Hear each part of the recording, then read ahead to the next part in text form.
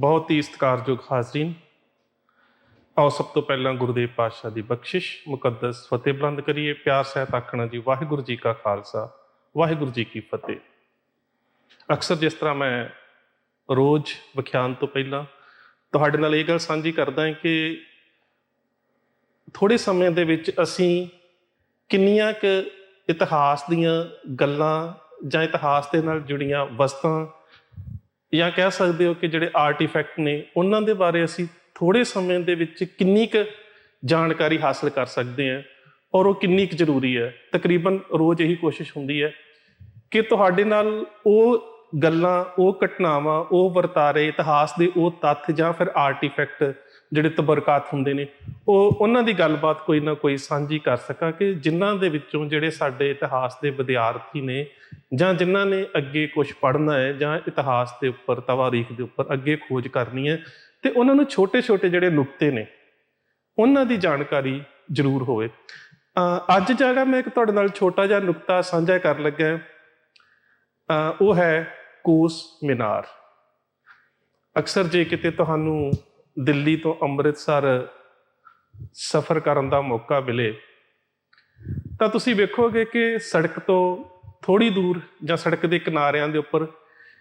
ਕਿਤੇ ਤੁਹਾਨੂੰ ਕਿਤੇ ਕਿਉਂਕਿ ਮੇਰੇ ਖਿਆਲ ਦੇ ਨਾਲ ਸਾਰੇ ਹਿੰਦੁਸਤਾਨ ਦੇ ਵਿੱਚ ਹੁਣ 109 ਕੋਸ ਮੀਨਾਰ ਜਿਹੜੇ ਨੇ ਉਹ ਰਹਿ ਗਏ ਨੇ। ਇਕੱਲੇ ਹਰਿਆਣੇ ਦੇ ਵਿੱਚ ਮੇਰੇ ਖਿਆਲ ਦੇ ਨਾਲ 47 ਜਾਂ 49 ਨੇ ਤੇ ਲੁਧਿਆਣੇ ਦੇ ਨੇੜੇ ਤੇੜੇ ਦੇ ਇਲਾਕੇ ਦੇ ਵਿੱਚ ਤਕਰੀਬਨ 5 ਰਹਿ ਗਏ ਨੇ। ਸੋ ਤੁਸੀਂ ਵੇਖੋਗੇ ਕਿ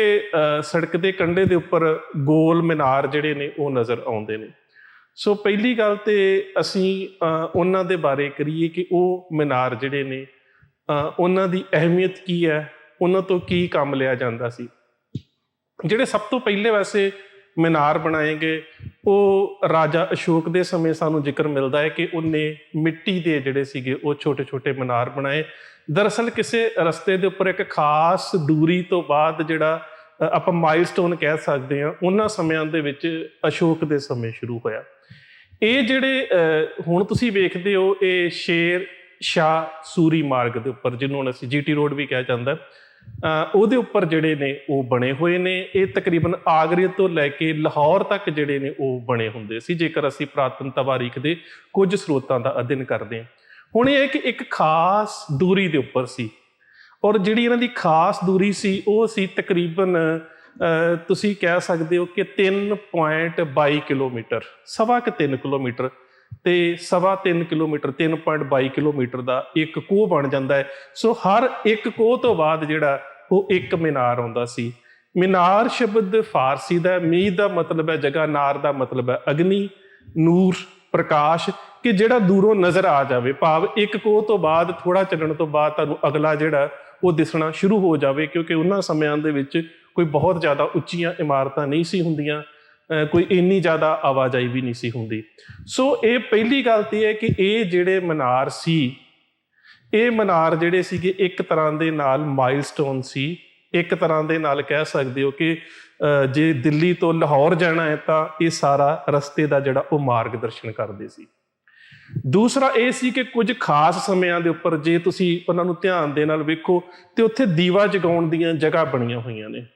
ਕੁਝ ਖਾਸ ਸਮਿਆਂ ਦੇ ਉੱਪਰ ਖਾਸ ਕਰਕੇ ਕਿਸੇ ਨਵਾਬ ਦੀ, ਕਿਸੇ ਰਾਜੇ ਦੀ ਕੋਈ ਸ਼ਾਹੀ ਸਵਾਰੀ ਲੰਘਣੀ ਹੁੰਦੀ ਸੀ ਤੇ ਉੱਥੇ ਜਿਹੜੇ ਨੇ ਉਹ ਰੋਸ਼ਨੀ ਵੀ ਕਰ ਦਿੱਤੀ ਜਾਂਦੀ ਸੀ। ਤੀਜੀ ਗੱਲ ਇਹ ਸੀ ਕਿ ਹਰਕਾਰੇ ਜਿਹੜੇ ਉਹਨਾਂ ਸਮਿਆਂ ਦੇ ਵਿੱਚ ਸ਼ਾਹੀ ਡਾਕ ਜਾਂ ਸ਼ਾਹੀ ਖਤ ਲੈ ਕੇ ਜਾਂਦੇ ਸੀ, ਪਰਵਾਨੇ ਲੈ ਕੇ ਜਾਂਦੇ ਸੀ, ਪੈਗਾਮ ਲੈ ਕੇ ਜਾਂਦੇ ਸੀ। ਮੰਨ ਲਓ ਦਿੱਲੀ ਤੋਂ ਲਾਹੌਰ ਕੋਈ ਪੈਗਾਮ ਵਾਲੇ ਨੇ ਆਉਣਾ ਹੈ ਜਾਂ ਲਾਹੌਰ ਤੋਂ ਕਿਸੇ ਨੇ ਦਿੱਲੀ ਜਾਣਾ ਹੈ ਤੇ ਜਿਸ ਤਰ੍ਹਾਂ ਤੁਸੀਂ ਵੇਖਦੇ ਹੋ ਨਾ ਕਿ ਰਿਲੇ ਰੇਸ ਦੇ ਵਿੱਚ ਇੱਕ ਜਣਾ ਦੌੜਦਾ ਹੈ ਤੇ ਅਗਲੇ ਨੂੰ ਉਹ ਸਟਿੱਕ ਫੜਾ ਦਿੰਦਾ ਹੈ, ਫਿਰ ਉਹ ਫੜ ਕੇ ਅੱਗੇ ਦੌੜਨਾ ਸ਼ੁਰੂ ਕਰ ਦਿੱਤਾ ਜਾਂਦਾ ਹੈ। ਇਸੇ ਤਰ੍ਹਾਂ ਇਹਨਾਂ ਮੀਨਾਰਾਂ ਦੀ ਜਿਹੜੀ ਹੈ ਉਹ ਗਿਣਤੀ ਜਿਹੜੀ ਆ ਉਹ ਤੈਅ ਕਰ ਲਈ ਜਾਂਦੀ ਸੀ ਤੇ ਜਿਹੜਾ ਸਵਾਰ ਦਿੱਲੀ ਚੋਂ ਚੱਲਦਾ ਸੀ ਉਹ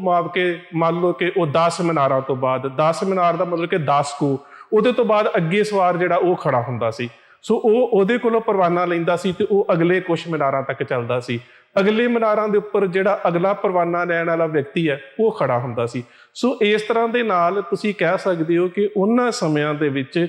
ਇਹ ਇੱਕ ਤਰ੍ਹਾਂ ਦੇ ਨਾਲ ਤੁਸੀਂ ਕਹਿ ਸਕਦੇ ਹੋ ਕਿ ਡਾਕ ਦੀ ਵੰਡ ਜਾਂ ਡਾਕ ਨੂੰ ਪਹੁੰਚਾਉਣ ਦਾ, ਸ਼ਾਹੀ ਡਾਕ ਆਮ ਲੋਕਾਂ ਦਾ ਤਾਂ ਉਦੋਂ ਕਿ ਵਿਚਾਰਿਆਂ ਦੇ ਕੋਲ ਡਾਕ ਦਾ ਕੋਈ ਬਹੁਤਾ ਸਾਧਨ ਨਹੀਂ ਸੀ ਹੁੰਦਾ, ਪਰ ਜਿਹੜੀ ਸ਼ਾਹੀ ਡਾਕ ਸੀ ਉਹਦਾ ਇਹੀ ਤਰੀਕਾ ਸੀਗਾ ਕਿ ਇਹ ਜਿਹੜੇ ਮਨਾਰ ਨੇ ਇੱਕ ਤਰ੍ਹਾਂ ਦੇ ਨਾਲ ਤੁਸੀਂ ਕਹਿ ਸਕਦੇ ਹੋ ਕਿ ਜਿਹੜੀ ਡਾਕ ਨੂੰ ਵੰਡਣ ਦਾ ਕੰਮ ਵੀ ਜਿਹੜਾ ਇਹਨਾਂ ਦੇ ਰਾਹੀਂ ਜਿਹੜਾ ਉਹ ਕੀਤਾ ਜਾਂਦਾ ਸੀ। ਸੋ ਉਸ ਤੋਂ ਬਾਅਦ ਮਹਾਰਾਜਾ ਰਣਜੀਤ ਸਿੰਘ ਨੇ ਵੀ ਬਕਾਇਦਾ ਕਿਲ੍ਹਾ ਜਿਹੜਾ ਅੰਮ੍ਰਿਤਸਰ ਹੈ, ਕਿਲ੍ਹਾ ਗੋਬਿੰਦਗੜ੍ਹ, ਉਹਦੇ ਤੋਂ ਲੈ ਕੇ ਅਜਨਾਲੇ ਤੱਕ ਉਹਨੇ ਵੀ ਇਹ ਜਿਹੜਾ ਰਸਤਾ ਤਿਆਰ ਕੀਤਾ ਸੀ। ਉਹਦੇ ਉੱਪਰ ਵੀ ਉਹਨੇ ਜਿਹੜੇ ਕੋਹ ਮਨਾਰ ਜਿਹੜੇ ਸੀਗੇ ਉਹ ਤਿਆਰ ਕਰਵਾਏ ਸੀਗੇ। ਪਰ ਜਿਹੜੇ ਮੁਗਲ ਕਾਲ ਦੇ ਬਣੇ ਨੇ ਉਹਨਾਂ ਦਾ ਆਕਾਰ, ਉਹਨਾਂ ਦੀ ਲੰਬਾਈ ਜਾਂ ਉਹਨਾਂ ਦੀ ਬਣਾਵਟ ਜਿਹੜੀ ਆ ਉਹ ਵੱਖਰੀ ਹੈ। ਤੇ ਜਿਹੜੇ ਮਹਾਰਾਜਾ ਰਣਜੀਤ ਸਿੰਘ ਨੇ ਬਣਾਏ ਸੀ ਅੰਮ੍ਰਿਤਸਰ ਦੇ ਵਿੱਚ ਰੇਲਵੇ ਸਟੇਸ਼ਨ ਦੇ ਥੋੜ੍ਹੀ ਅੱਗੇ ਜਾ ਕੇ ਜਦੋਂ ਅਸੀਂ ਛਿਹਾਟੇ ਨੂੰ ਜਾਂਦੇ ਹਾਂ ਤਾਂ ਉੱਥੇ ਸੜਕ ਦੇ ਵਿੱਚ ਹੈ ਇੱਕ, ਤੁਸੀਂ ਵੇਖ ਸਕਦੇ ਹੋ ਕਿ ਉਹਨਾਂ ਦਾ ਆਕਾਰ, ਉਹਨਾਂ ਦੀ ਬਣਤਰ ਜਿਹੜੀ ਹੈ ਉਹ ਮੁਗਲ ਕਾਲ ਦੇ ਨਾਲੋਂ ਉਹਨਾਂ ਦੀ ਬਣਤਰ ਤੇ ਜਿਹੜੀ ਸ਼ੈਲੀ ਹੈ ਵੱਖਰੀ ਹੈ। ਉਸ ਤੋਂ ਬਾਅਦ ਸਿੱਖ ਮਿਸਲਾਂ ਦੇ ਪੀਰੀਅਡ ਦੇ ਵਿੱਚ ਵੀ ਇੱਕ ਖਾਸ ਜਿਹੜਾ ਹੈ ਕਹਿ ਸਕਦੇ ਹੋ ਕਿ ਇਹਦੇ ਵਿੱਚ ਇੱਕ ਖਾਸ ਵਾਧਾ ਹੋਇਆ ਜਾਂ ਤਰਮੀਮ ਹੋਈ ਹੈ। ਉਹ ਤਰਮੀਮ ਜਿਹੜੀ ਹੈ ਜੇਕਰ ਅਸੀਂ ਮੁਗਲ ਕਾਲ ਦੇ ਵਿੱਚ ਵੇਖੀਏ ਤਾਂ ਅਕਬਰ ਦੇ ਸਮੇਂ ਵੀ ਹੋਈ ਸੀ ਕਿ ਅਕਬਰ ਨੇ ਕੁਛ ਜਿਹੜੇ ਕੋਸ ਮੀਨਾਰ ਸੀ ਉਹਨਾਂ ਦੇ ਕੋਲ ਛੋਟੇ ਛੋਟੇ ਜਿਹੜੇ ਸੀ ਉਹ ਕਮਰੇ ਰਹਿਣ ਦੇ ਵਾਸਤੇ, ਰਿਹਾਇਸ਼ ਦੇ ਵਾਸਤੇ, ਕਿ ਜੇ ਕਿਸੇ ਸਵਾਰ ਨੂੰ ਹਨੇਰਾ ਹੋ ਜਾਵੇ, ਕਿਸੇ ਰਾਹੀ ਨੂੰ ਵੀ ਹਨੇਰਾ ਹੋ ਜਾਵੇ ਤਾਂ ਉਹ ਰਸਤੇ ਦੇ ਵਿੱਚ ਉਸ ਜਗ੍ਹਾ ਦੇ ਉੱਪਰ ਜਿਹੜਾ ਉਹ ਰੁਕ ਸਕਦਾ ਹੈ।